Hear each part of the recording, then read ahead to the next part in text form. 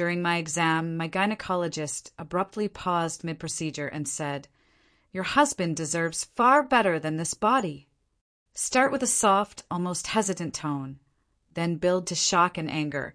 Can you imagine being at your most vulnerable, completely exposed on an exam table, when your doctor, the person you're supposed to trust, turns to you and says, "Your husband deserves better?" It was a moment that didn't just shatter my trust. It threatened to unravel my entire marriage, right there in the stirrups. I was in that unbelievably vulnerable position, my feet in the stirrups, paper gown barely covering me, and the nurse, Catherine, was just awkwardly pretending to organize supplies. I heard it, but my brain couldn't quite process it. "Excuse me, what did you just say?" I tried to sit up, but he just placed a hand on my shoulder, firmly keeping me down. He repeated, I said, "Your husband deserves better." I saw him in the waiting room. Handsome guy, athletic build. And here you are, 40 pounds overweight, making no effort. It's sad, really. I watched Catherine clench her jaw, her eyes fixed on her clipboard. Was this seriously happening? Was he commenting on my body during a medical exam? I yanked the paper gown tighter around me, practically hugging myself. Dr. Harrison, cool as a cucumber, snapped off his gloves. "I'm a doctor. It's my job to notice these things. You've gained 18 pounds since last year. Your husband gained 0. I checked when he brought you in for that UTI last month. The contrast is concerning." He scribbled something on my chart. "I'm recommending you for nutritional counseling and a gym membership. Your insurance won't cover it, but your marriage might depend on it." I sat up, ignoring his attempts to push me back down. "This is completely inappropriate." He actually laughed, while I was half naked on his exam table. "Inappropriate? I'm trying to save your marriage. You know what I see every day? Women who let themselves go, then act surprised when their husbands find younger models. Your husband's, 32? The prime of his life. You're 35 and looking 45. Do the math." Finally, Catherine, bless her, spoke up. "Dr. Harrison, perhaps we should continue with the exam." He waved her off, barely glancing. "We're done here. Everything looks normal down there. Well, medically normal. Aesthetically, that's another story. Have you considered grooming? Your husband probably appreciates a certain maintenance level that you're not providing." He pulled out a business card. "This is my wife's salon. They do waxing. Tell them I sent you, and they'll give you the desperate housewife discount." My hand shot out, snatching my clothes from the chair. "I need to get dressed. Please leave." But he just kept talking, writing on my chart. "You know, your husband was reading fitness magazines in the waiting room. Not good. When men start looking at perfect bodies in magazines, it means they're not satisfied with what they have at home. I'd say you have maybe 6 months before he starts wandering. Less if someone from his gym makes a move." He looked up, his gaze chillingly direct. "Does he go to the gym a lot without you?" I was shaking. Pure, unadulterated anger coursed through me. "Get out of this room now." He stood but didn't move. "I'm also noting that you declined the birth control prescription. Trying for a baby. Bad timing. Nothing kills a marriage faster than pregnancy weight on top of existing weight problems. Your husband will definitely cheat then. They always do. I've seen it hundreds of times." Catherine moved towards the door, trying again. "Dr. Harrison, we have other patients." He ignored her, pulling something up on his tablet. "Look at this. It's a study about marriage satisfaction correlated with weight gain. Women who gain more than 15 pounds in the first 5 years have a 70% higher divorce rate. You've gained 40 in 3 years. Statistically, your marriage is doomed unless you take action now." He showed me before and after photos. "These are my other patients who took my advice. Losing the weight saved the marriage. This one's husband bought her a Tesla after she dropped 4 dress sizes. This one got a second honeymoon in Bali. What did your husband get you for your last anniversary? I didn't answer. He continued, Nothing special, right? Because why would he celebrate being married to someone who doesn't take care of herself? Suddenly, Catherine stepped between us. Dr. Harrison, I need to speak with you in the hall. Now. He looked annoyed, but followed her out. Through the door, I could hear her voice, muffled but intense. That was completely unethical. I scrambled into my clothes as fast as I could. When I opened the door, they were still arguing. Other patients in the waiting room were staring. Dr. Harrison saw me and called out, Remember what I said? 6 months maximum before he finds someone else. I walked past him, heading straight for the exit, but he followed. I'm scheduling you for a follow-up in 3 months. We'll see if you've made any progress. My husband stood up from his chair, looking confused. Everything okay, doctor? Harrison got to him first.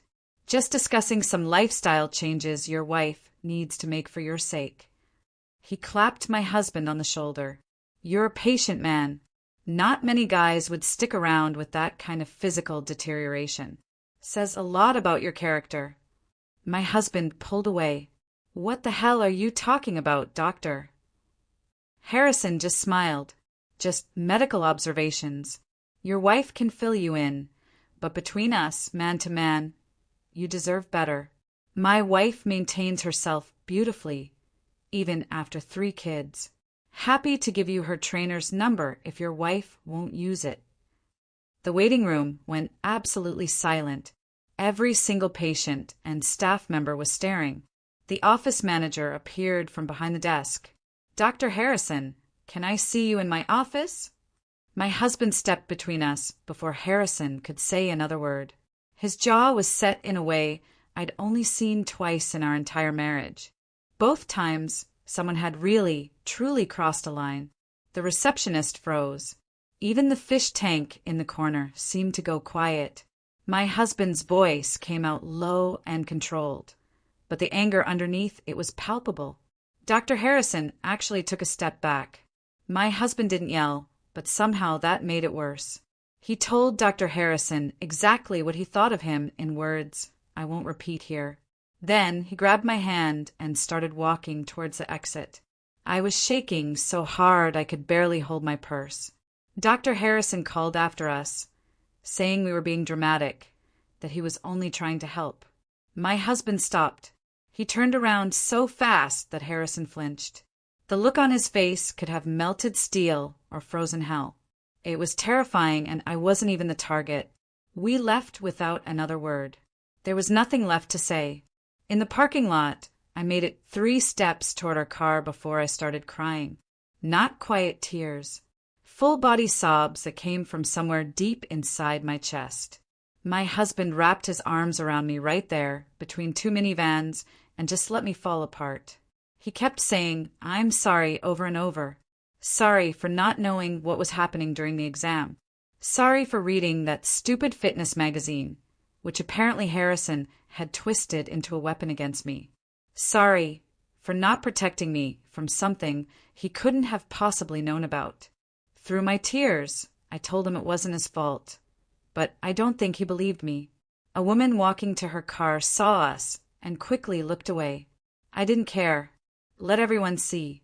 Let them all know what that doctor did. My husband said we were going to report this and make sure Dr. Harrison never did it to anyone else. I nodded against his chest, unable to speak. We stood there for probably 10 minutes while I cried and he held me, the sun beating down on the asphalt. That evening, my husband set up his laptop at the kitchen table while I sat on the couch, trying to process the absolute insanity of what had happened. He found the state medical board website and started reading through complaint procedures out loud. Patient rights violations, professional misconduct, sexual harassment in medical settings. Each category seemed to fit what Dr. Harrison had done. He grabbed a notebook and started making a list of everything Dr. Harrison had said. Every comment about my weight, every mention of my husband, the salon business card, the before and after photos, the statistics about divorce rates, the comment about grooming. Writing it all down made it feel more real, and somehow worse. I had to correct him twice because he got the order wrong. My brain had apparently recorded every horrible word in perfect detail. We worked on that list for over an hour, filling 3 pages of notes with timestamps and exact quotes, as close as I could remember them. My husband kept clenching his jaw as he wrote. When we finished, he closed the notebook and said flatly, "We have enough to bury that guy." The next morning, I called the medical practice before I could talk myself out of it. The receptionist answered with her cheerfully fake voice, and I asked for my complete medical records. Her tone changed immediately. She put me on hold for almost 5 minutes. When she came back, she said the office manager wanted to speak with me. I was transferred to another line where a woman's voice asked if I could come in to discuss my concerns in person. "No," I said, my voice firm despite the tremor in my hands. "I want to file a formal complaint right now, over the phone, about Dr. Harrison's conduct during yesterday's exam." There was a long pause. She asked me to hold again.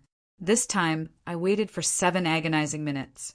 Finally, she came back and said she was documenting my complaint and would forward it to the practice owners.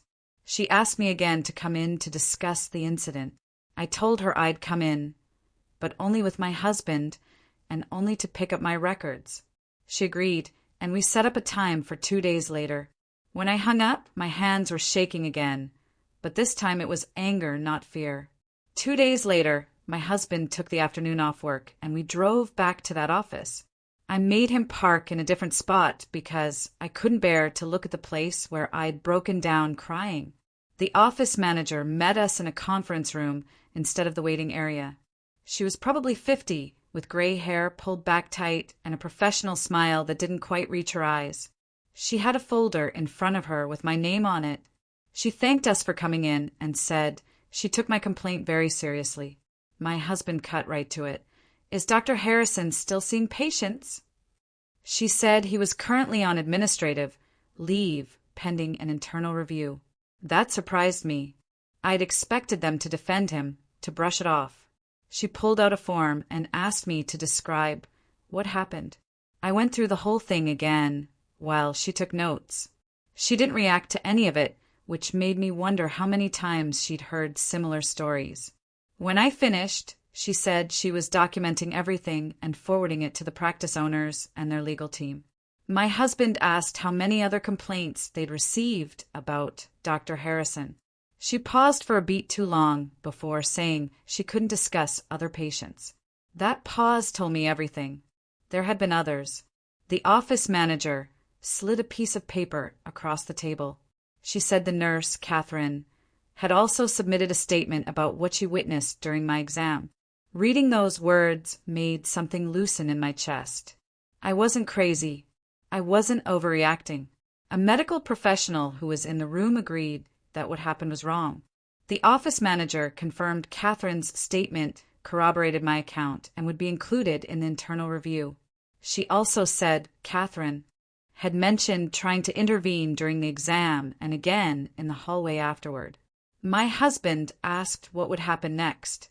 The office manager said the practice owners would complete their review and make a decision about Dr. Harrison's employment. Then she did something that felt significant. She recommended I also file a complaint with the state medical board, since they handled licensing issues. We left with my medical records in a manila envelope and slightly more hope that something might actually happen. That same week, I filed the formal complaint with the state medical board. The online form was incredibly long and detailed. It asked for dates, times, specific statements, witnesses, and supporting documentation. I had to describe exactly what Dr. Harrison said and did, including the most humiliating parts. There was a section for uploading documents, so I scanned my medical records and the timeline my husband and I had created. The form took almost 2 hours to complete because I kept having to stop and compose myself. My husband sat next to me the whole time, even though he had work emails piling up. When I finally hit submit, he squeezed my hand. The confirmation screen said my complaint had been received and assigned a case number. It said someone from the medical board would contact me within 2 weeks to discuss next steps. I wrote down the case number in 3 different places because I was terrified of losing it. 3 days later, my phone rang from an unknown number. I almost didn't answer because I hate spam calls, but some gut feeling made me pick up.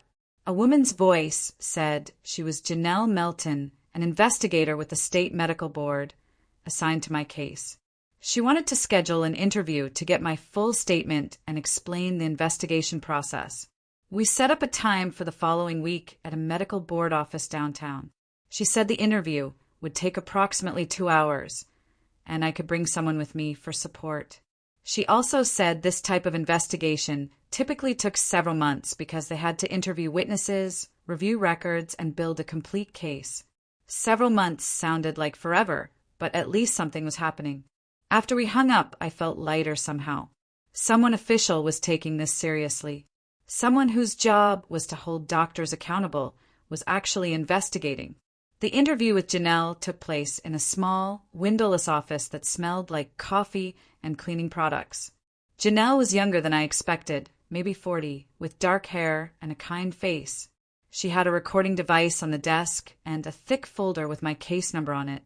My husband sat in a chair against the wall while Janelle asked me questions. She wanted me to start from the beginning and describe everything that happened in exact detail. So I did. I told her about the stirrups and the paper gown and feeling utterly vulnerable. I repeated every comment Dr. Harrison made about my weight and my husband and my marriage.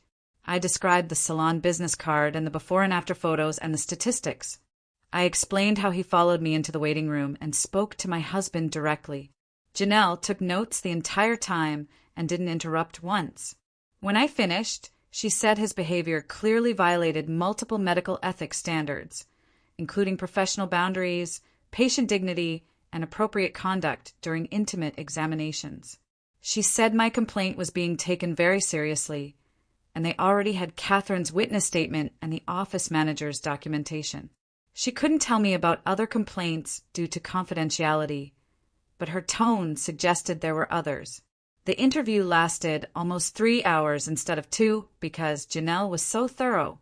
When we finally left, I felt exhausted, but so incredibly validated. This was real. This was actually happening.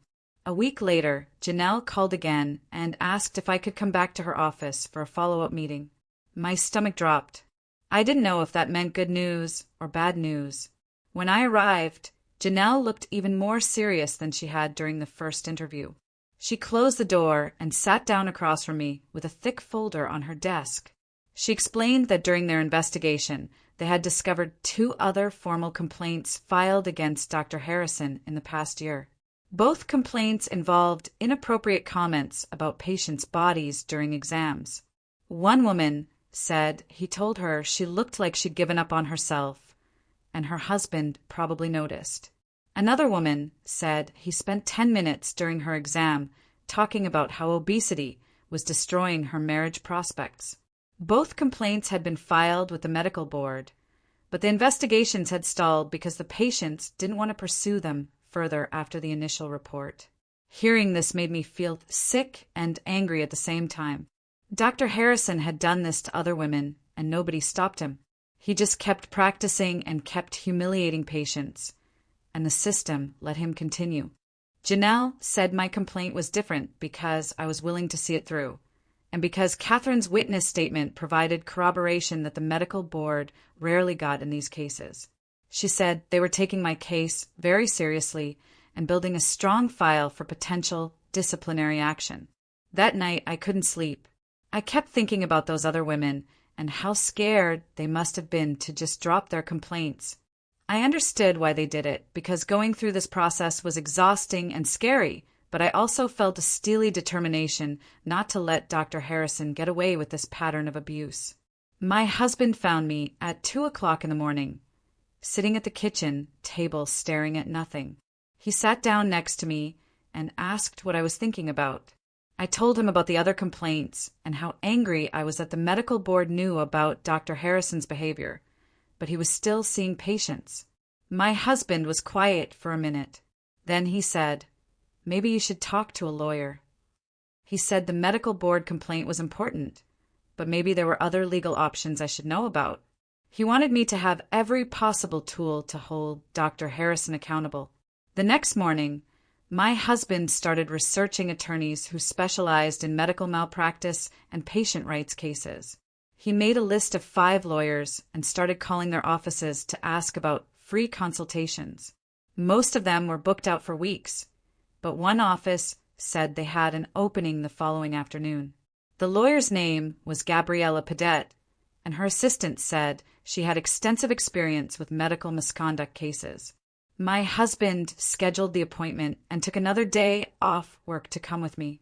Gabriella's office was in a building downtown that looked professional but not fancy. The waiting room had comfortable chairs and medical law journals on the coffee table. When Gabriella came out to meet us, she was maybe 50 with gray hair and a firm handshake. She led us into her office and asked me to tell her everything that happened from the beginning. So I went through the whole story again. The exam table, the stirrups, every comment Dr. Harrison made, the waiting room confrontation and the office manager's reaction, the medical board complaint and Janelle's investigation. Gabriella took notes the entire time and asked specific questions about timing and exact words. When I finished, she sat back in her chair and explained that I had grounds for both a civil lawsuit against Dr. Harrison and the medical practice and for supporting the medical board's disciplinary process. She said Dr. Harrison's conduct violated my patient rights and constituted medical misconduct. She said the practice might also be liable if they knew about his behavior and didn't stop it. Then she explained that she worked on contingency, which meant I wouldn't pay anything unless we won the case. She would take a percentage of any settlement or judgment, but I wouldn't have to pay upfront legal fees. This was huge because I had been so worried about the cost of hiring a lawyer. Gabriella said she wanted to take my case and that she thought we had a strong claim based on what I described. She said her investigator could start gathering evidence right away if I decided to hire her. I looked at my husband and he nodded. I told Gabriella I wanted to hire her and move forward with building a case against Dr. Harrison. She pulled out a contract and explained all the terms clearly. I signed it and felt like I was taking real action instead of just waiting for the medical board to do something. Gabriella said her investigator, Lucas Padet, would contact me within a few days to start gathering evidence.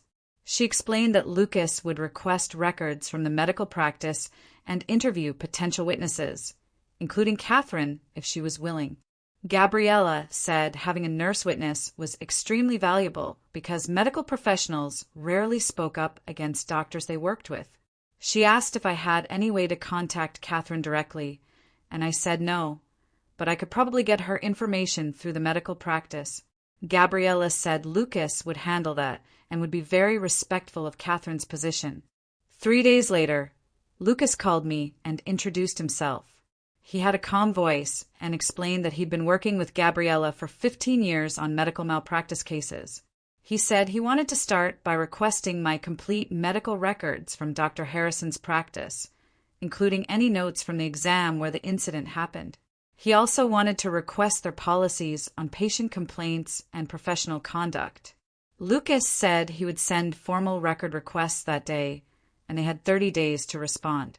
He also asked if I felt comfortable reaching out to Catherine to see if she would be willing to give a formal statement to my attorney. I said I would try, but I didn't know if she would talk to me. I spent 2 days working up the courage to call the medical practice and ask for Catherine. When I finally did, the receptionist said Catherine was with a patient, but she could take a message. I left my number and said it was important. Catherine called me back that evening after she got off work. Her voice was cautious when she said my name. I told her I had hired an attorney and that my lawyer wanted to know if she would be willing to give a formal statement about what happened during my exam with Dr. Harrison. There was a long silence, and then Catherine said she wanted to help, but she was scared of losing her job. I told her my lawyer had mentioned something about whistleblower protections for medical staff who report misconduct. Catherine said she would think about it and asked for my lawyer's contact information. I gave her Gabriella's number and thanked her for even considering it. 2 days later, Gabriella called me, sounding excited. She said Catherine had contacted her and agreed to give a formal statement after Gabriella explained the legal protections available to her. Catherine was meeting with Lucas the next week to provide a detailed account of Dr. Harrison's behavior during my exam and her attempts to intervene. Gabriella said Catherine's statement would strengthen my case significantly because she could describe the medical setting and Dr. Harrison's violation of professional standards from a clinical perspective. Having a nurse willing to testify against a doctor was rare and powerful. Lucas worked fast. Within 2 weeks, he had gathered my medical records and started interviewing people. He called me one afternoon with information that made my blood boil. He said he'd been investigating the medical practice's history and discovered that their insurance company had paid out 2 previous settlements involving Dr. Harrison's inappropriate conduct with patients. The practice had kept him on staff despite knowing about his pattern of behavior. Lucas said this added institutional liability to my case because the practice had been on notice that Dr. Harrison was a problem, and they did nothing to protect patients. He was still gathering details about those previous settlements, but the fact that they existed meant the practice couldn't claim my complaint was isolated or unexpected. They knew Dr. Harrison behaved inappropriately with patients, and they let him continue practicing anyway. Gabriella said, "This information changed the strategy for my case because now we could argue the practice was negligent in their oversight and created an unsafe environment for patients." She said the insurance company would probably want to settle once they realized how much evidence we had of the practice's knowledge and inaction. But dealing with all the legal stuff was taking a toll on me mentally. I was having trouble sleeping and kept replaying the exam in my head. I felt anxious all the time and started avoiding situations that made me feel vulnerable. My husband noticed I was struggling and suggested I talk to someone professional about what I was going through. He found a therapist named Aaliyah Carson who specialized in medical trauma. I was hesitant at first because I'd never been to therapy before, but I agreed to try one session. Aaliyah's office was in a quiet building with soft lighting and comfortable furniture. She had a gentle way of talking that made me feel safe. During our first session, I told her about the exam and Dr. Harrison's comments and how violated I felt. Aaliyah listened without interrupting and then explained that what I was experiencing was a normal response to a serious abuse of power. She said medical settings require patients to be physically vulnerable and trust their doctors to maintain professional boundaries. When a doctor violates that trust, it creates a specific type of trauma because the person who was supposed to protect you became the person who hurt you. Hearing her explain it that way made me feel less crazy for being so upset. She said we would work together on processing the experience and managing the anxiety it created. Over the next few weeks, I saw Aaliyah every Tuesday afternoon. During one session, I realized I'd been avoiding all medical appointments since the incident with Dr. Harrison. I had canceled a dentist cleaning because just the thought of being in a medical chair made my heart race. I'd skipped my annual physical with my regular doctor. I'd even avoided going to urgent care when I had a bad cold because I couldn't handle the idea of being examined. Aaliyah helped me understand that this avoidance was my brain trying to protect me from feeling vulnerable again. She taught me breathing exercises and grounding techniques to manage the panic I felt in medical settings. She said we would work on gradually exposing me to medical appointments again, but at my own pace. Just knowing I wasn't alone in feeling this way and having tools to cope with it made a huge difference. I started sleeping better and feeling less on edge all the time. Meanwhile, Gabriella was moving forward with the legal case. She called me one morning in early November and said she was sending a formal demand letter to Dr. Harrison, the medical practice, and their insurance company.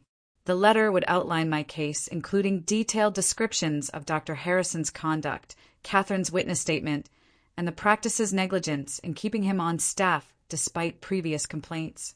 The letter would request a settlement to resolve the matter without going to trial. Gabriella said this was standard procedure and would give us a sense of whether they wanted to settle or fight. She said the insurance company would probably respond within 2 weeks. I asked what would happen if they refused to settle, and she said we would file a lawsuit and take it to court.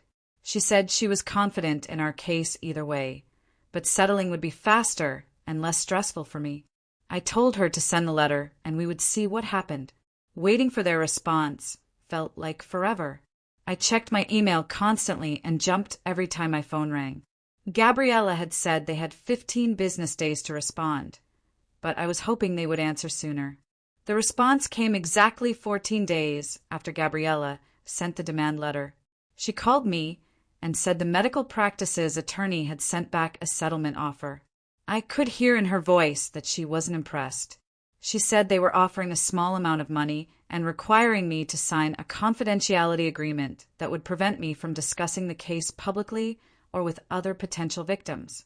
Gabriella said the offer was insultingly low and the confidentiality clause was designed to protect Dr. Harrison more than compensate me. She advised me strongly not to accept, because agreeing to stay silent would let Dr. Harrison continue harming other patients without consequences. She said we should counter with a much higher settlement amount and refuse any confidentiality requirements. I agreed immediately, because the whole point of doing this was to hold Dr. Harrison accountable and protect other women from going through what I did. Taking money to stay quiet would defeat that purpose completely. I called Gabriella that evening and told her we needed to reject the offer. She sounded pleased when I explained that accepting money to stay silent would let Harrison keep hurting other women. My husband sat next to me on the couch, nodding while I talked. And when I hung up, he squeezed my hand and said we were doing the right thing, even if it meant more stress. Gabriella sent the rejection letter the next morning with a counter offer that included much higher compensation and absolutely no confidentiality requirements. She said the practice's insurance company would probably push back hard because they wanted this buried, but we were prepared for that fight now. 2 days later, Janelle called with news that made my stomach flip. 3 more patients had filed complaints about Harrison after hearing about my case through the medical board's internal network. She said the investigation had expanded significantly, and Harrison was now facing potential license suspension instead of just a reprimand. The medical board was treating this as a pattern of misconduct rather than isolated incidents, which meant much more serious consequences. Janelle walked me through what would happen next, including a formal hearing where Harrison would have to answer to all the complaints together. She said the timeline was probably 3 to 4 months before the hearing date got scheduled. But the investigation was moving faster than usual because of the number of victims coming forward. Lucas called me a week after that and asked if I could meet him at Gabriella's office to discuss something important he'd found. I drove there the next afternoon and found both of them waiting in the conference room with files spread across the table. Lucas explained that he'd tracked down 2 of Harrison's former patients who had filed complaints years ago and accepted confidential settlements. Both women had signed agreements preventing them from discussing their experiences publicly, but they were willing to talk to us privately to help build the case. Lucas had recorded their statements with their permission, and he played the audio for me while Gabriella took notes. The first woman described an exam almost identical to mine, where Harrison told her that her boyfriend would leave her if she didn't lose weight and get cosmetic procedures. The second woman said Harrison had shown her before and after photos of other patients and suggested her husband was probably cheating because of her appearance. Both women were in tears during parts of their statements, and both said they'd accepted the settlements because they felt powerless and wanted the whole thing to be over. Hearing their stories made me realize how calculated Harrison's behavior was, how he knew exactly what to say to make vulnerable women feel worthless. Lucas said he was still trying to find other former patients who might have settled quietly, and Gabriella said these statements would be crucial for proving Harrison had a long history of this conduct. The pattern became obvious once we laid out all the complaints chronologically. Harrison specifically targeted women he perceived as overweight or not meeting his standards of attractiveness. His comments were always framed as medical concern or marriage advice, which gave him cover to claim he was just being a caring doctor with poor bedside manner. But the consistency across different patients over 8 years showed this wasn't accidental or well-intentioned. It was systematic harassment disguised as medical advice, and the practice had enabled it by settling complaints quietly instead of disciplining him or reporting him to the medical board. Gabriella said this pattern would be the foundation of our lawsuit because it proved the practice knew Harrison was dangerous and kept him on staff anyway. Gabriella filed the formal lawsuit 3 weeks later against both Harrison and the medical practice. The complaint argued that the practice was liable for knowingly retaining a doctor with a documented history of patient abuse. She sent me a copy of the filing, and I read through the legal language describing everything Harrison had done to me and the other women. Seeing it written out in official court documents made it feel more real somehow, like validation that this wasn't just in my head or me being too sensitive. The local news picked up the story 2 days after the filing, though they didn't use my name or any identifying details. The headline was about a gynecologist facing multiple complaints for inappropriate conduct during exams, and the article mentioned the lawsuit without going into graphic details. After the news story ran, Gabriella's phone started ringing constantly. For more women contacted her office within the first week, all describing similar experiences with Harrison. One woman said he told her during a prenatal exam that pregnancy weight was ruining her body and her husband would resent her for it. Another said Harrison had commented on her grooming and suggested she visit his wife's salon for maintenance. The scope of Harrison's misconduct was far larger than anyone had realized. Gabriella said we were now looking at potentially 8 to 10 victims spanning at least 8 years of practice, and she was considering whether to convert this into a class action lawsuit to hold the practice accountable for the full extent of the harm they'd allowed. The medical practice finally suspended Harrison without pay 5 days after the 4th woman came forward. Their attorney called Gabriella requesting a settlement meeting to discuss more serious terms. Gabriella told me this was the first sign they were actually scared, because before this, they'd been treating the whole thing like a nuisance they could pay to make go away. Now they were facing a public scandal with multiple victims and a doctor whose license was about to get suspended. She said we had significant leverage now and could push for real institutional changes as part of any settlement, not just money. I had my regular therapy session with Aaliyah the day after Harrison got suspended, and something shifted during our conversation. I was able to articulate clearly that Harrison's comments weren't about my health or my marriage at all. They were about exerting power over me when I was at my most vulnerable, using his position as a doctor to make me feel worthless and afraid. Understanding this helped me separate his abuse from my actual self-worth, because his words had nothing to do with reality and everything to do with his need to control and demean women. Aaliyah said this was a major breakthrough in my healing process, recognizing that the problem was his abuse of power rather than anything wrong with me. My husband and I started having longer conversations about how the whole incident had affected our relationship. He admitted one night while we were making dinner that he'd been struggling with anger and guilt since the waiting room confrontation. He felt helpless watching Harrison follow me out and say those things, and he kept replaying the moment, wondering if he should have done something different. I told him he'd handled it perfectly by getting me out of there and supporting my decisions about how to respond, but he said the feeling of powerlessness was eating at him. I suggested he talk to someone to maybe find a therapist who could help him process the anger and guilt he was carrying. He agreed to look into it, and I felt relieved that he was willing to get support instead of just trying to tough it out. Janelle called in early December to tell me the medical board had scheduled Harrison's formal hearing for late January. She said I would need to testify about what happened during my exam along with the other patients who had filed complaints. The thought of testifying made my chest tight and my hands shake, but I knew it was necessary if we wanted Harrison to actually lose his license instead of just getting a slap on the wrist.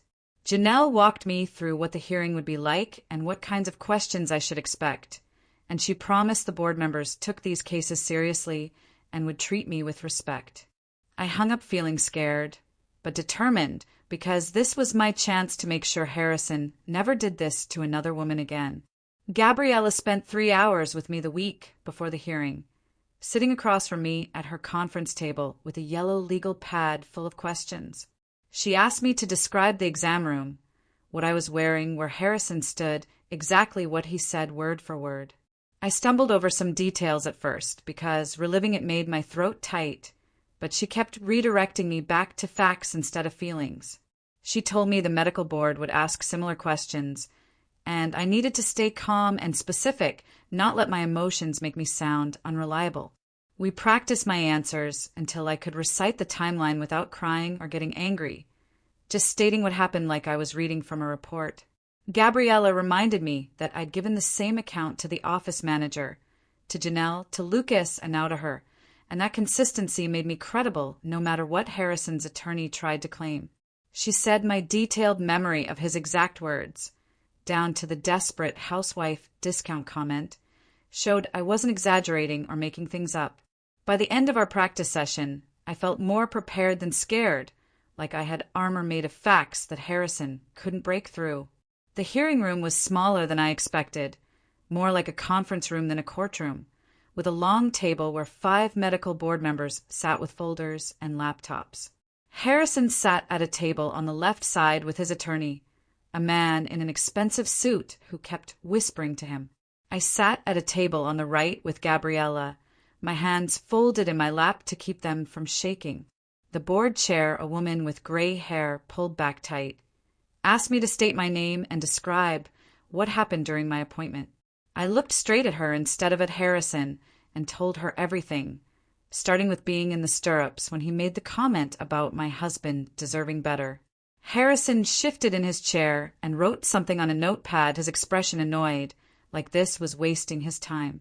His attorney objected twice, saying I was characterizing Harrison's intent instead of just reporting facts. But the board chair overruled him both times. Seeing Harrison look irritated instead of sorry actually made it easier to keep talking, because it proved he still didn't think he'd done anything wrong. I described every comment he made, the business card for his wife's salon, how he followed me into the waiting room, what he said to my husband.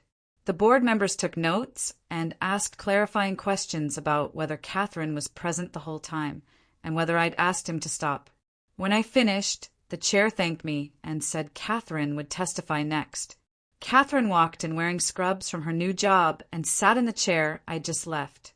She looked directly at the board members when she spoke, her voice steady and professional.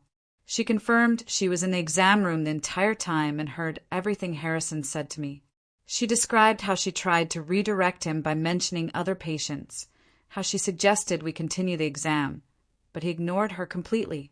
Then, she said this wasn't the first time she'd witnessed him making inappropriate comments to patients about their weight or appearance, that she'd reported concerns to the office manager twice before, but nothing changed.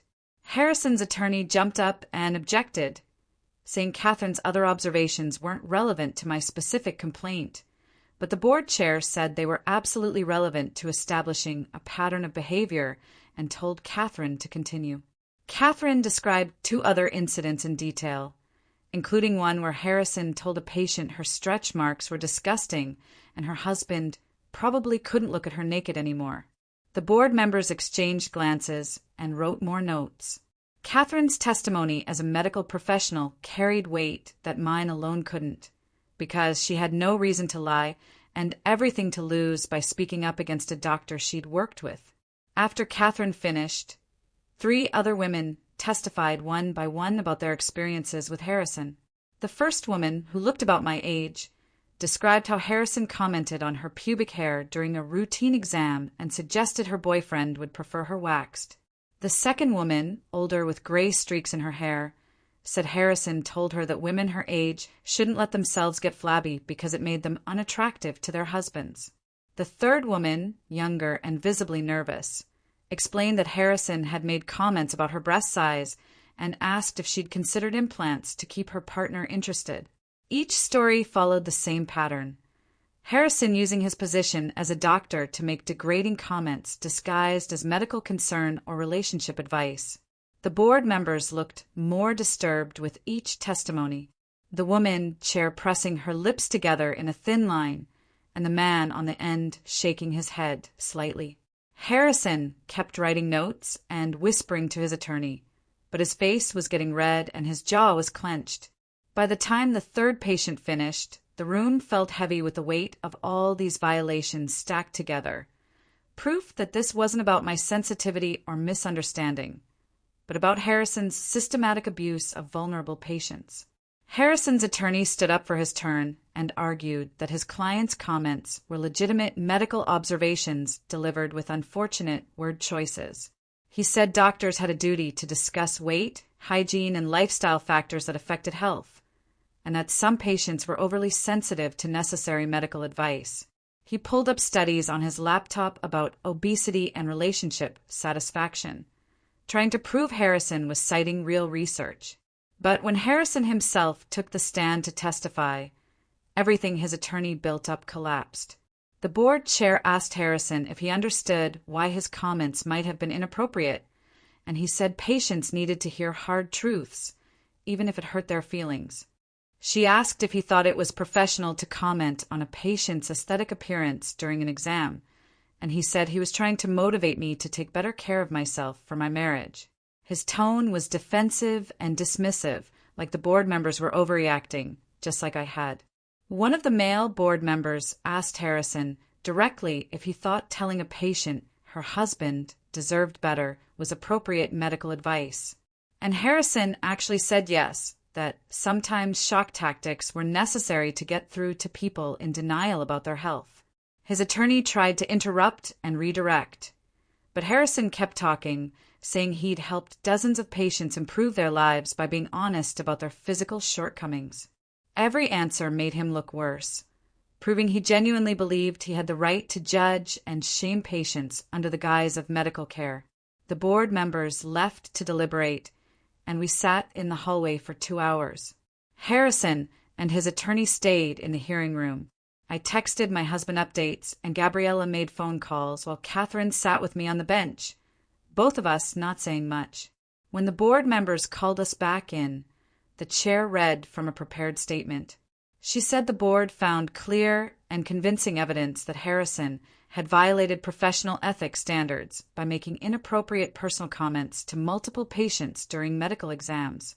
She said his behavior constituted a pattern of harassment that created a hostile and demeaning environment for patients seeking necessary medical care.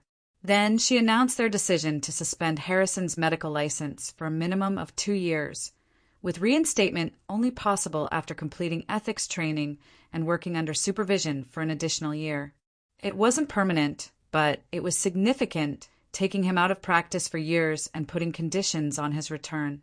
Harrison's face went from red to pale, and his attorney started talking about appeals.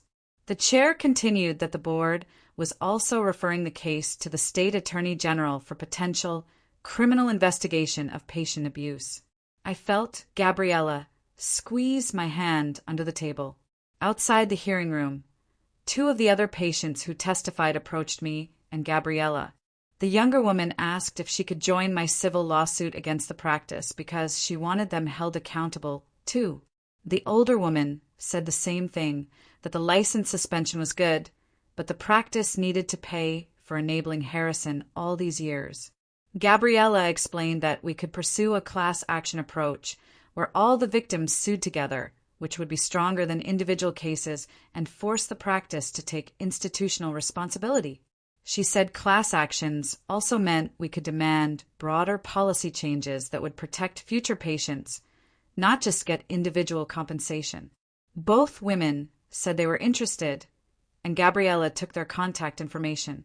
Standing in that hallway with other women who'd been through the same abuse, I felt less alone than I had since the whole thing started. We weren't just individual victims anymore, but a group demanding change.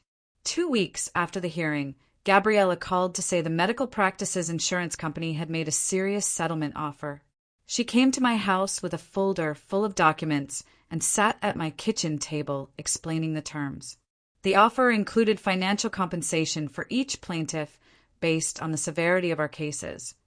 plus a collective fund to cover therapy costs for anyone who needed it. More importantly, the practice agreed to implement new patient safety protocols, including mandatory chaperones for all intimate exams, a confidential feedback system for patients to report concerns, and annual ethics training for all staff. They also agreed to publish these policies publicly on their website and in the waiting room. Gabriella said the insurance company wanted to settle now to avoid a trial that would expose more details about how long they'd known about Harrison's behavior and done nothing. The compensation amounts were substantial, enough to cover my therapy costs with Aaliyah for years, plus money left over. But accepting the settlement meant no trial, no public courtroom testimony that newspapers could report on. Gabriella spread the settlement documents across my table and walked me and the other plaintiffs through every detail during a conference call. She explained this was a strong offer that accomplished most of what we wanted: real money and real policy changes that could prevent future patients from experiencing what we did. But she also said the decision was completely ours to make, that she would support whatever we chose. The other women on the call asked questions about whether the settlement would be public record and whether we could still talk about our experiences afterward. Gabriella confirmed the settlement itself would be public, but our individual compensation amounts would stay confidential, and there was no gag order preventing us from sharing our stories. One woman said she wanted the practice to admit wrongdoing publicly, not just agree to policy changes. Gabriella explained the settlement included a formal apology acknowledging their failure to protect patients and their commitment to doing better. We agreed to think about it for a few days before deciding as a group. I talked it over with my husband that night while we made dinner, chopping vegetables and discussing whether the settlement felt like enough justice. He said Harrison losing his license was huge, that the suspension meant he couldn't hurt anyone else for years. I agreed, but part of me still wanted a trial where everything would come out publicly, where a judge would validate how wrong his behavior was. My husband pointed out that we'd already achieved significant consequences, that Harrison was suspended, and the practice was implementing real reforms. At my next therapy session, I asked Aaliyah what she thought about the settlement. She reminded me that closure doesn't always come from external validation, but from internal peace, and asked whether accepting the settlement or going to trial would help me heal better. I realized that dragging this out for months or years of trial preparation would keep me stuck in victim mode, while accepting the settlement and moving forward would let me reclaim my life. The license suspension and mandatory reforms felt like meaningful change that would outlast my individual case. I called each of the other women individually over the next 2 days to talk through the settlement offer. Most of them sounded relieved to finally have an end in sight. One woman named Sarah said she couldn't face a trial where she'd have to testify publicly about what happened to her. Another woman said the money would help her pay for the therapy she needed to process everything. We scheduled a conference call with Gabriella for the following afternoon to make our final decision as a group.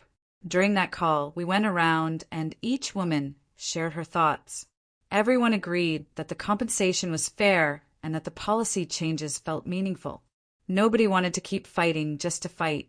Gabriella reminded us that we'd already accomplished something huge with the license suspension and that the settlement would create lasting protections for future patients.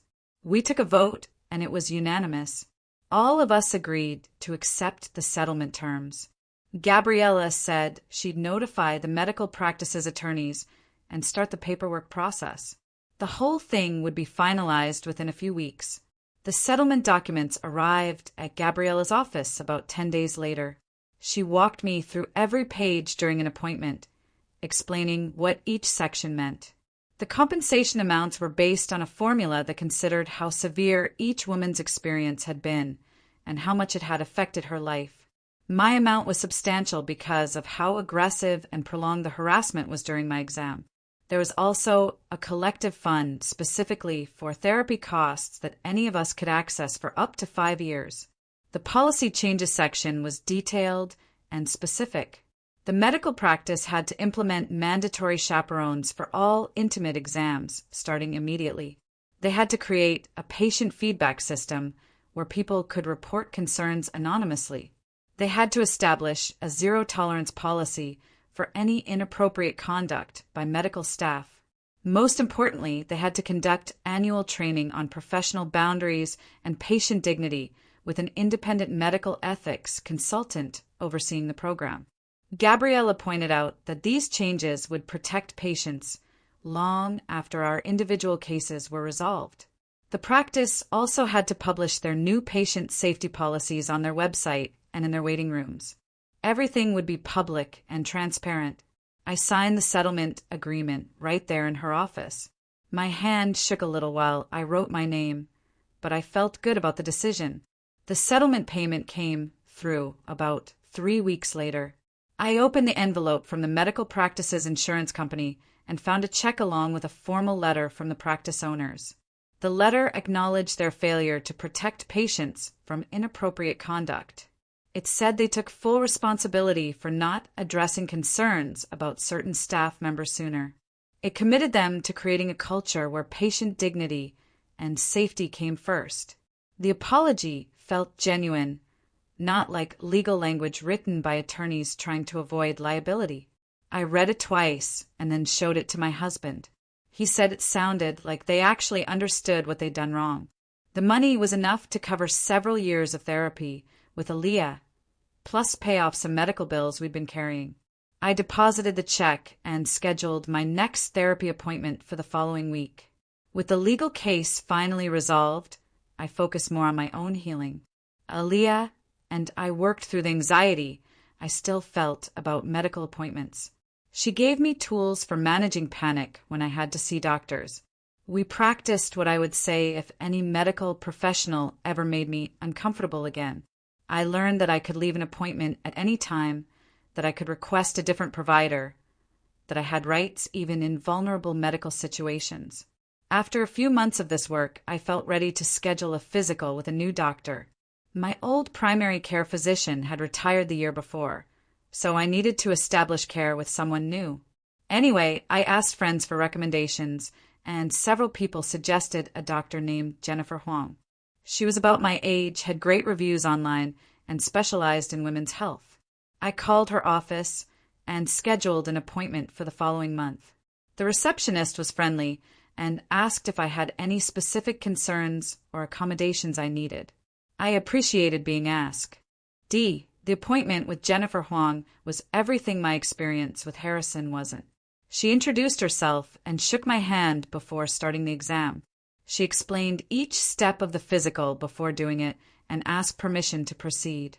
She focused entirely on my health, asking about my medical history and any symptoms I'd been experiencing. When she did the physical exam portions, she was professional and efficient. She never commented on my appearance except to note clinical observations relevant to my health. She asked about my stress levels and sleep patterns because those things affected overall wellness. She recommended some routine blood work to check my vitamin levels and thyroid function. The whole appointment felt respectful and safe. I left her office feeling like I'd been treated as a person, not judged or evaluated. The positive experience helped me rebuild trust that not all medical professionals would abuse their power. I scheduled my next annual exam before leaving and actually felt okay about it. A few weeks after my appointment with Jennifer Huang, I got a text message from Catherine. She said she needed to talk to me about something important. We met for coffee at a place halfway between our homes. Catherine looked different from she had at the medical practice, more relaxed and less stressed. She told me she was leaving the practice where Harrison had worked. She'd accepted a position at a women's health clinic that had better ethical standards and actually valued their staff. She thanked me for coming forward about what happened because it gave her the courage to demand a better work environment. She said watching me fight back made her realize she didn't have to stay in a place that tolerated inappropriate behavior. Her new clinic had strict protocols for patient safety, and staff were encouraged to speak up if they saw problems. She felt good about going to work there. I told her I was proud of her for making the change and that she'd been brave to speak up as a witness in my case. We talked for over an hour about how the whole situation had affected both of us. She admitted she'd lost sleep over not intervening more forcefully during my exam. I reminded her that she did intervene and that her testimony had been crucial. We exchanged numbers and promised to stay in touch. About a month after the settlement was finalized, I got an email from a patient advocacy organization I'd never heard of. They'd learned about my case through the public settlement documents and wanted to know if I'd be interested in speaking at one of their meetings. The group helped people navigate medical complaints and taught them how to stand up for themselves in healthcare settings. They met monthly and brought in speakers who'd successfully advocated for themselves or others. I thought about it for a few days before responding. The idea of sharing my experience publicly felt scary, but also potentially meaningful. I talked it over with Aaliyah during our next session. She pointed out that I'd moved from being a victim to being a survivor to potentially being an advocate for others. I decided to say yes. The speaking engagement was scheduled for 6 weeks out, giving me time to prepare. I worked with Aaliyah on what I wanted to say and how to tell my story in a way that would help others without re-traumatizing myself. The organization sent me an outline of topics they hoped I'd cover, including how to file complaints, what to expect during investigations, and how to protect yourself emotionally through the process. My husband suggested we take a weekend trip to celebrate the case being resolved.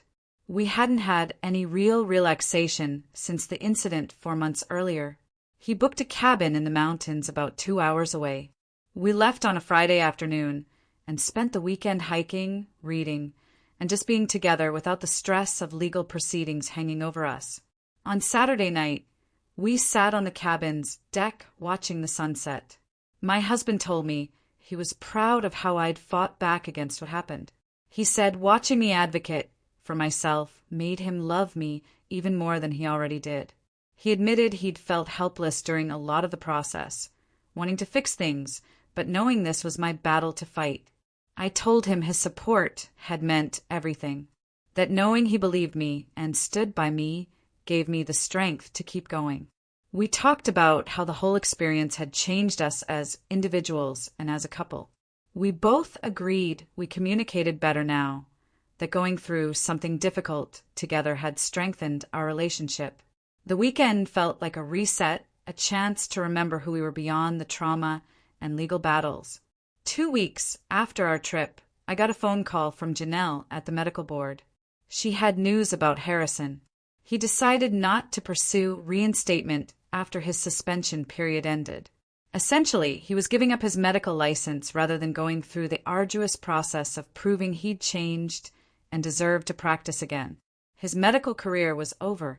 Janelle also told me that 2 other doctors at his former practice had left following internal investigations. The practice had looked into their conduct after the settlement and found concerning patterns with both of them. They'd resigned before facing formal discipline. The whole culture at that practice was dismantled and rebuilt. Janelle said my complaint had triggered a much larger examination of how that office operated.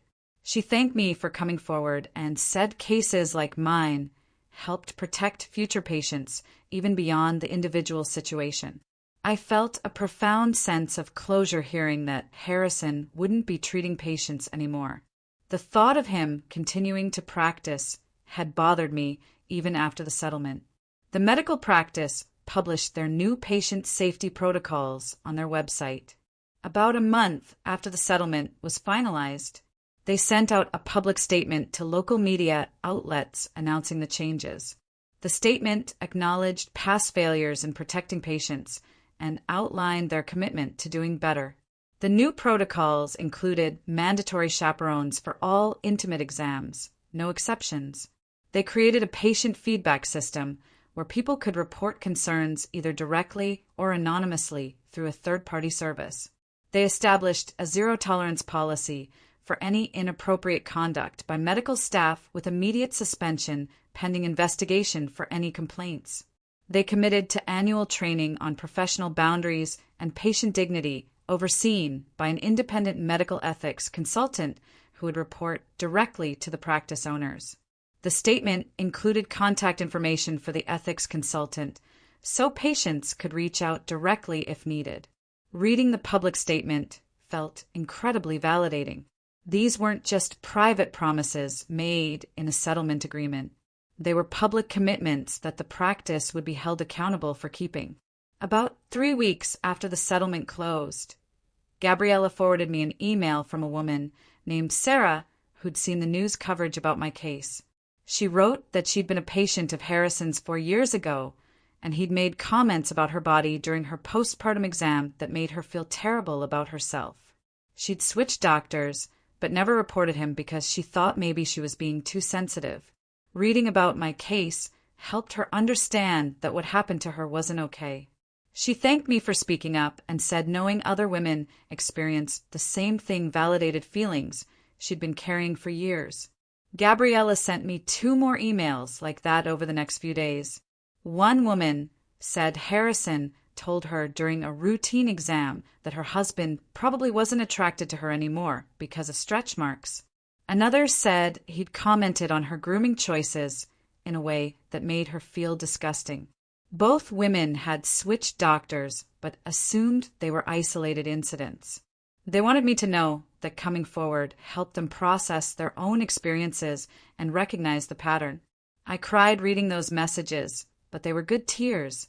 Knowing my complaint helped other women understand they weren't alone made everything I went through feel worthwhile. 6 months after the incident at Harrison's office, I woke up one Saturday morning and realized I'd slept through the whole night without nightmares.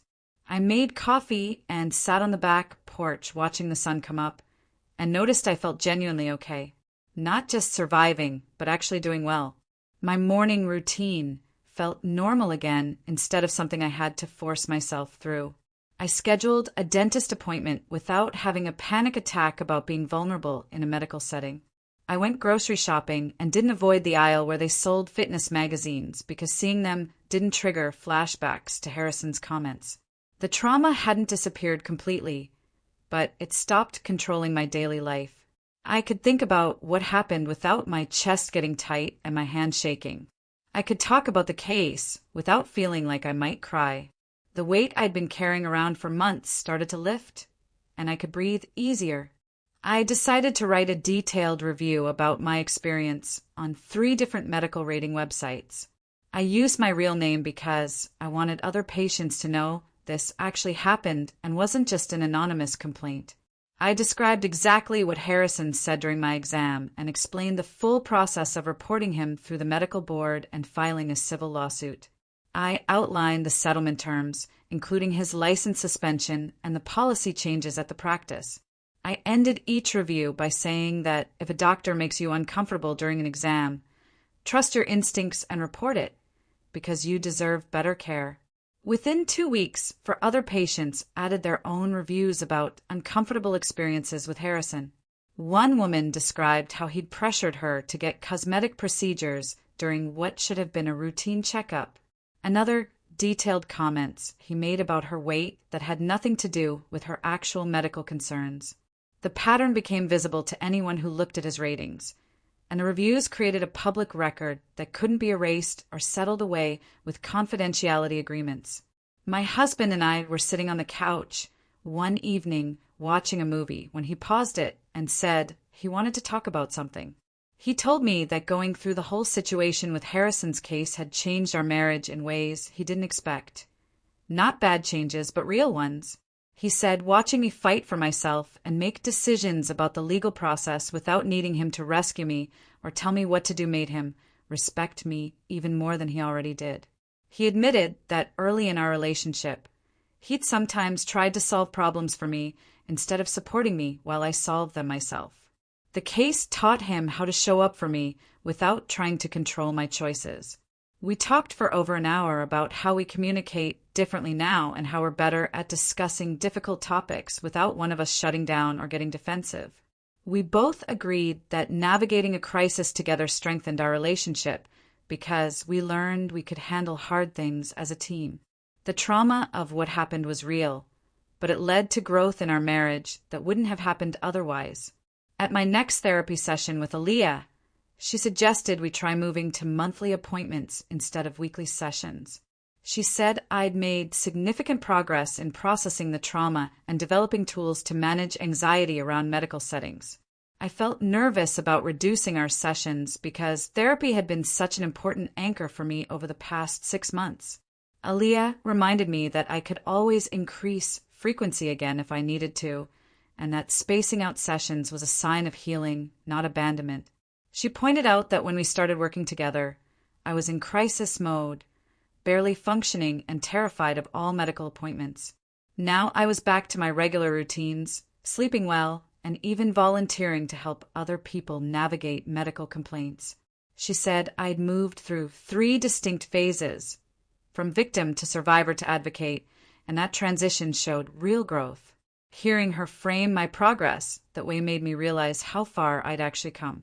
I agreed to try monthly sessions and left her office feeling proud of myself instead of scared. I joined a patient rights advocacy organization called Medical Justice Alliance that works to improve accountability in healthcare. They needed volunteers to help other people navigate the complaint process when they experience medical mistreatment. My experience with the medical board investigation and civil lawsuit made me a valuable resource because I understood how overwhelming and confusing the system can be. I started taking calls from people who'd had bad experiences with doctors and didn't know what options they had. I walked them through the steps of filing complaints, explained what to expect during investigations, and connected them with attorneys who specialized in medical malpractice. Helping other people advocate for themselves felt empowering in a way I hadn't expected. Every call I took reminded me that speaking up about Harrison hadn't just helped me, but created a path for others to follow. The local medical community started implementing changes in response to my case and the publicity around it. 3 other medical practices in the area announced new patient feedback systems, where people could report concerns either directly or through anonymous third-party services. The hospital where Harrison had privileges before moving to private practice updated their policies to include mandatory ethics training for all physicians. A coalition of women's health providers published new standards for professional conduct during intimate exams, including requirements for chaperones and explicit consent protocols. The Medical Society newsletter featured an article about maintaining patient dignity and respecting boundaries that referenced my case without naming me specifically. Gabriella told me that ripple effects from accountability cases like mine often reach beyond the individual situation and push whole communities to examine their practices. Seeing actual policy changes happen across multiple institutions made me feel like the fight had been worth it. I scheduled my next annual exam with my new doctor without feeling anxious about it for the first time since Harrison's abuse. I walked into the office and filled out the intake forms and sat in the waiting room reading a magazine like it was no big deal. When the nurse called my name, I followed her back without my hands shaking or my heart racing. During the exam, I advocated for myself by asking questions about what my doctor was doing and why, and she answered everything clearly and respectfully. She never made a single comment about my appearance that wasn't directly related to my medical health. She treated me like a whole person instead of just a body to evaluate. Being able to go through a routine medical appointment and feel safe and respected felt like reclaiming power that Harrison had tried to take away from me. I left the office feeling good about taking care of my health instead of violated and ashamed. My husband and I attended a fundraiser for the Medical Justice Alliance at a hotel downtown on a Thursday evening. The organization was raising money to expand their volunteer program and provide free legal consultations for patients who couldn't afford attorneys. I wore a blue dress and felt nervous about being at an event where people might recognize me from the news coverage about my case. Within 20 minutes of arriving, 3 different people approached me to introduce themselves and share how my case had inspired them to report their own experiences of medical mistreatment. One woman said she'd filed a complaint against her dentist who made inappropriate comments during procedures. Another man described reporting his physical therapist for boundary violations. A third woman was in the middle of a medical board investigation against her former psychiatrist. They all thanked me for speaking publicly about what happened, because seeing someone else go through the process gave them courage to come forward. The community impact felt real and tangible in a way that made me emotional. I wasn't just one person who fought back anymore, but part of a larger movement toward accountability. Catherine texted me a few weeks after the fundraiser asking if I wanted to meet for coffee. We met at a place near her new workplace on a Saturday morning. She told me about the women's health clinic where she'd been working for the past 3 months and how different the culture was from Harrison's practice. Her new doctors actually listened when staff members raised concerns about patient care. They prioritized patient dignity and comfort instead of rushing through appointments to maximize billing. The clinic had clear policies about appropriate conduct and took complaints seriously instead of covering them up. Catherine said that standing up as a witness in my case helped her find her own voice professionally, because she realized she didn't have to accept toxic work environments or stay silent about unethical behavior. She'd already reported one concerning incident at her new workplace and felt supported by management instead of punished for speaking up. Seeing her thrive in a better situation made me happy because she'd risked a lot by testifying against Harrison. A few months after my coffee meeting with Catherine, I got an email from someone named Dr. Daniela Webb at the State Medical Association. She explained that Harrison's malpractice insurance company had raised his rates by over 300% because of all the complaints and the settlement. Even if he wanted to come back after his suspension ended, the insurance costs would make it almost impossible for him to afford practicing medicine. The market was punishing him in ways that went beyond just the medical board's official actions. I forwarded the email to Gabriella, who responded that financial consequences often proved more effective than formal penalties in keeping bad doctors out of medicine. Harrison wasn't just facing a temporary suspension anymore, but real barriers that would follow him for the rest of his career. Almost exactly a year after the exam room incident, I received an invitation to speak on a panel at the State Medical School. The topic was patient-centered care and professional boundaries, and the dean wanted someone who could talk about the real impact of inappropriate medical conduct. I felt nervous about standing in front of future doctors and reliving what happened, but I also saw it as a chance to prevent other patients from going through similar experiences. My husband encouraged me to accept, reminding me how many women had thanked me for speaking up. I agreed to participate and spent the next 2 weeks preparing what I wanted to say. The panel took place in a large lecture hall with about 200 medical students in attendance. I sat between a hospital ethics director and a patient advocacy lawyer while we each gave our presentations. When my turn came, I told them exactly what Harrison had said during my exam and how his words made me feel powerless and violated. I watched the students' faces shift from casual attention to genuine shock as I described the specific comments. After the presentations ended, at least a dozen students came up to thank me and promised they would never treat patients that way. One young woman told me she'd experienced something similar from a doctor during high school and had almost given up on becoming a physician herself. Talking to those future doctors felt like the most meaningful prevention work I could do, because changing medical culture had to start with the people entering the profession. My daily life looked completely normal again by this point, but I noticed real changes in myself that felt positive rather than just recovered. I spoke up immediately now when something felt wrong instead of questioning whether I had the right to object. I knew exactly what my rights were as a patient and wasn't afraid to advocate for myself in medical settings or anywhere else. The support group I joined had connected me with people working on healthcare reform projects, and I stayed involved because I wanted to help fix the systems that had protected Harrison for so long. The trauma from that exam room hadn't disappeared, but it had led to growth I never expected. I was stronger, more confident, and more connected to a community of people fighting to make healthcare safer and more respectful for everyone. Sitting in my living room one evening about 14 months after everything started, I realized I felt genuinely happy and at peace with how things had turned out. Harrison faced real consequences that would follow him for years, not just a slap on the wrist. Other patients were protected because he couldn't practice anymore, and the medical practice had implemented actual policy changes. The system had been forced to respond in meaningful ways instead of just covering up another complaint. And I had discovered strength I didn't know I had by refusing to stay silent when someone in power abused that position. Sometimes standing up for yourself does more than just heal your own wounds. So, what do you think? Have you ever faced a situation where someone in a position of power completely overstepped their boundaries? Or what would you have done in my place? Let me know in the comments below. I really want to hear your thoughts.